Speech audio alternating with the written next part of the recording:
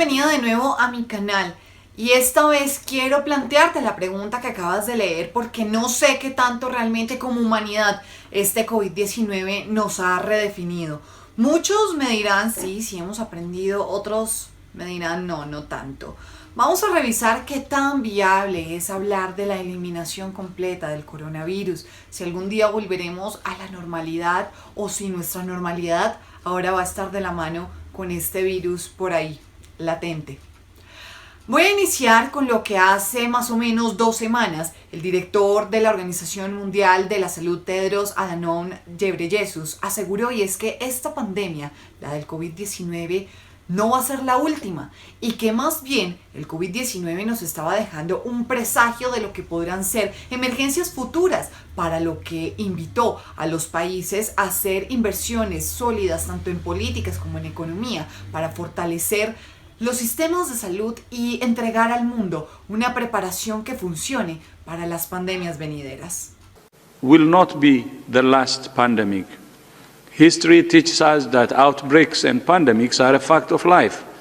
But when the next pandemic comes, the world must be ready, more ready than it was this time.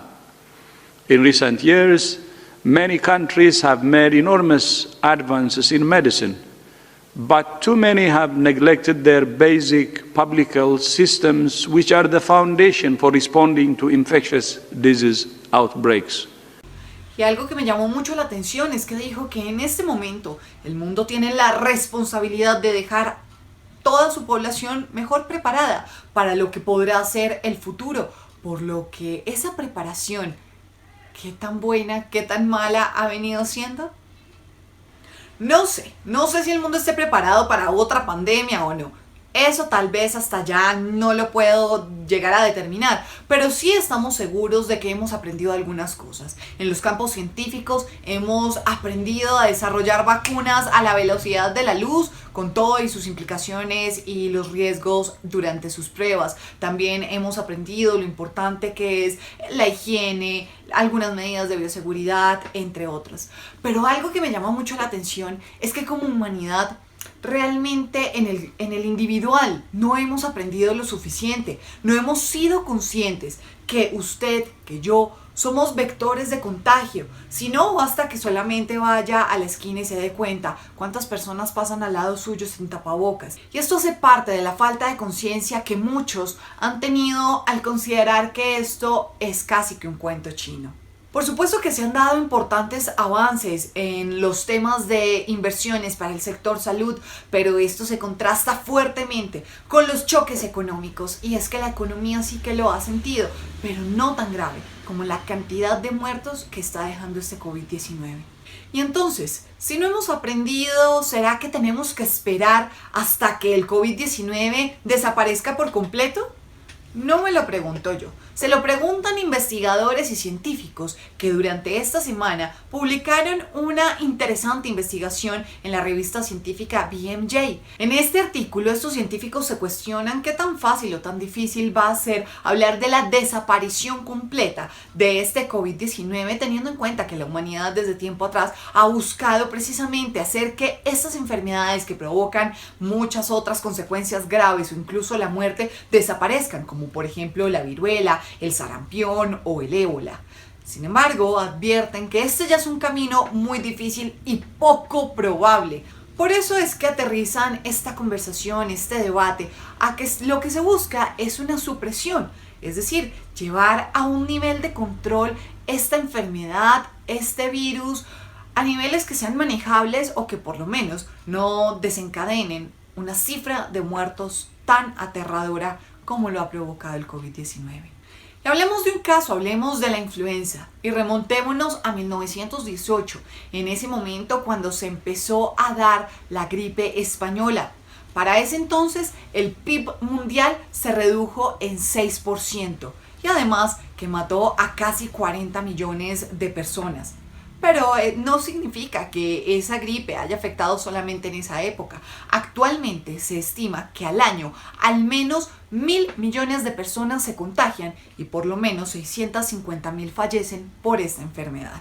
Y ahora nos preguntamos entonces, ¿qué va a ser de nosotros con el COVID-19 en unos años, teniendo en cuenta que este es muchísimo más contagioso y con una tasa de mortalidad mucho más alta que otros virus? Además que sus tratamientos son realmente costosos si los pacientes se agravan. Pero yo sé para dónde van y ya sé que muchos me van a decir un segundo, pero hay países que han llegado al COVID-0 a través de sus políticas, por supuesto, y en este canal hemos hablado de ellos, como por ejemplo el caso de Nueva Zelanda o qué me dicen de Vietnam. Son países que a través de sus políticas han logrado mitigar tanto la propagación de este virus que sus registros llegaron a 0. Y claro que estos países aprendieron muchísimo, por ejemplo, la importancia del distanciamiento físico, el uso definitivamente del tapabocas, también hacer el rastreo, hacer pruebas de dónde están empezando a propagarse los contagios y el cierre oportuno y a tiempo de fronteras. Sin embargo, estas medidas no pueden ser prolongadas por mucho más tiempo. La gente necesita producir, la gente necesita trabajar y tarde que temprano en esta era de la globalización vamos a tener que volver a abrir nuestras fronteras, abrir los viajes, abrir todo. Pero con el COVID-19 andando de otra manera, los costos van a ser sencillamente desorbitantes y no hay economía que lo resista. Medidas que en su momento, por supuesto, han contribuido a disminuir la propagación del COVID-19, pero además a controlar otro tipo de enfermedades virales. Sin embargo, estos científicos en la publicación que les mencioné también se cuestionan, ¿será que el COVID-19 puede empeorar? Y es una hipótesis que dejan abierta, teniendo en cuenta que no se sabe si algunas enfermedades o algunos virus puedan llegar a fortalecer la capacidad de contagio de este COVID-19 y que en últimas pues haga una mutación del virus que pueda llegar a ser un poco más compleja. Aún recordemos que este COVID-19 está siendo casi que descubierto, entendiendo cómo funciona en el cuerpo, cómo funcionan las células, cómo funciona y cómo destruye los órganos. Por eso es que no descartan estos científicos que pueda ser aún más grave este virus, como pueda que no. Ya advierten que hablar de eliminación no va a estar nada cerca, así que lo más probable es que este virus se pueda volver endémico. Pero aterricemos entonces esta conversación. Aún no tenemos una vacuna. El virus, por el contrario, se ha venido fortaleciendo. Conclusión, tenemos que aprender a vivir con el COVID-19.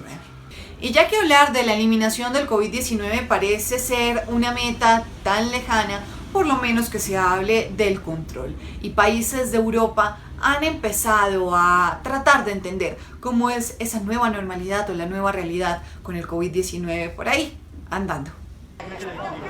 6 meses después de cerrar debido a la pandemia de coronavirus, la mayoría de las escuelas en Italia abrieron ya sus puertas para un nuevo curso escolar que nadie augura como fácil y con algunas protestas por falta de pupitres unipersonales, mascarillas o profesores. Las revueltas de los negacionistas se extienden por Europa. La policía alemana ha indicado que había 3.000 participantes en la protesta de Múnich contra las medidas para afrontar la pandemia que excedían los 500 permitidos. Es uno de los motivos por los que los cerca de 1.400 agentes han puesto fin a la manifestación. El otro, que muchos de los presentes no llevaban mascarilla, obligatoria en el país en este tipo de circunstancias. Dicen que se relajaron más de la cuenta, que los culpables son las grandes reuniones y los locales nocturnos. Lo cierto es que las cifras de contagios por COVID-19 están aumentando en España y todo indica que la segunda ola de infecciones puede ser incluso peor que la primera. Escenario similar para sus vecinos del norte porque Francia ha tenido que cerrar más de 80 escuelas desde que se reanudó el año escolar hace solo 15 días debido a la detección de rebrotes. El ministro de Educación galo aseguró que a la fecha registran 1.200 nuevos casos entre los alumnos en comparación con la semana pasada. El uso del tapabocas estricto, el distanciamiento social o el distanciamiento físico, todas las medidas necesarias con tal de no volver a cerrar. Es que definitivamente ningún país quiere volver al confinamiento por los fuertes efectos que esto ha traído para la economía y para el mundo en general. Pero si algo han aprendido los países de Europa es que el virus está presente y deben tomar algunas medidas de reapertura que les permitan por lo menos convivir de la mejor manera sin propagar tanto el contagio del virus. Hay que decirlo, los cierres en su momento sí lograron mitigar controlar los contagios por lo menos en las fases más difíciles, mientras la comunidad científica intentaba descifrar el verdadero impacto del COVID-19. Pero a hoy, ya que estamos en septiembre, ya definitivamente esas medidas no son sostenibles y definitivamente tuvieron que dar apertura. Esto que ha provocado, por supuesto, nuevos brotes, nuevos contagios, nuevos casos, más socialización. Y lo que ha hecho es que las autoridades de salud y en general los profesionales de la salud puedan tener toda la logística dispuesta para atender mucho más rápido a estos pacientes contagiados y por supuesto la importancia de seguir haciendo un rastreo de dónde se está propagando. Y era de darse. Ya lo habíamos hablado que los rebrotes van a ser inminentes, pero con la reapertura de muchos países en Europa, la Organización Mundial de la Salud esta semana ya alertó sobre los altísimos contagios que se están volviendo a presentar. Por eso, esto fue lo que dijo el director de la Organización Mundial para la Salud allá en Europa, Hans Kluge. More than half of European countries have reported a greater than 10% increase in cases in the past 2 weeks.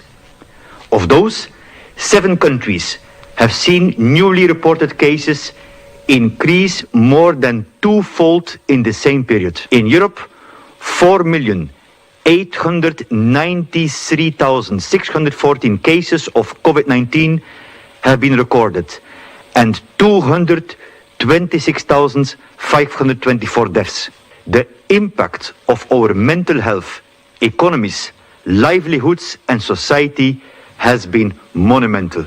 The response to the crisis has been very effective whenever the actions were prompt and resolute. Y por supuesto, organismos como la OMS han dicho que les preocupan estas aperturas que han considerado un poco apresuradas, pero ¿cómo más no se van a dar estas aperturas si es que ya la gente no resiste más estando en casa? Ahora, por otro lado, ya los países están haciendo lo humanamente posible para contener el virus. Parece que no hay otra alternativa más que intentar seguir manteniendo este virus bajo control, pero siendo conscientes que su eliminación no está para nada cerca. Y como si fuera poco, el coronavirus puede ser el enemigo en términos de seguridad más importante a nivel global en este momento. Esto lo dijo Antonio Guterres, el secretario general de las Naciones Unidas, durante esta semana, por lo que volvió a instar a todos los países que tienen conflictos en este momento activos que cesen el fuego, para ver si por lo menos nos podemos unir como comunidad internacional en todos esos propósitos que tiene en este momento la urgente atención a la salud. Our world is nearing the grimmest of milestones, 1 million lives lost to the virus. Meanwhile, the outbreak remains out of control. The virus is the #1 global security threat in our world today, and that is why in March I called for a global ceasefire. En algunos países sus conflictos en efecto se han detenido, han dado una tregua, pero en otros no, y estos son los más preocupantes, teniendo en cuenta que son los países con índices de pobreza más elevados y con una desigualdad muchísimo más amplia. Con lo anterior quiero concluir lo siguiente, y es que esta pandemia del COVID-19 aún no está controlada y espero que todos seamos conscientes de que el COVID-19 sigue siendo una amenaza y no una amenaza solamente para los gobiernos o para los países o para la macroeconomía. No, es una amenaza para ustedes, es una amenaza para mí, porque sigue siendo una realidad y por eso es que organismos están llamando de nuevo a la unión en la comunidad internacional para ver de qué manera vamos a salir fortalecidos o reaprendidos o tal vez reinventados como humanidad. Vamos a mantener nuestras esperanzas aterrizadas porque sabemos que los desarrollos de la vacuna aún están en marcha y que probablemente se demoren un poco más. Pero en conclusión, creo que no hemos aprendido lo suficiente. Hemos aprendido en algunas áreas, pero no en todas, no en lo más importante, en que debemos dejar de ser tan egoístas, de pensar que no uso tapabocas por mis excusas, porque yo estoy bien y creo que esto es un invento. Ojalá lográramos pensar un poco más en el otro. De ahí empezaría el gran aprendizaje que esta humanidad necesita. Gracias por acompañarme hasta el final del video y quiero que como siempre me acompañes con tus comentarios y me respondas ¿qué crees que ha aprendido la humanidad con esta pandemia? o por lo menos no la humanidad. Por lo menos quedo feliz si tú has aprendido algo con esta pandemia y con toda esta situación. Te invito a que me dejes tus comentarios y tus reflexiones también en mis redes sociales, en donde estoy como @madacamisánchez. Te espero la próxima semana y de nuevo gracias. Feliz fin de semana del amor y la amistad. Amémonos más, matémonos menos.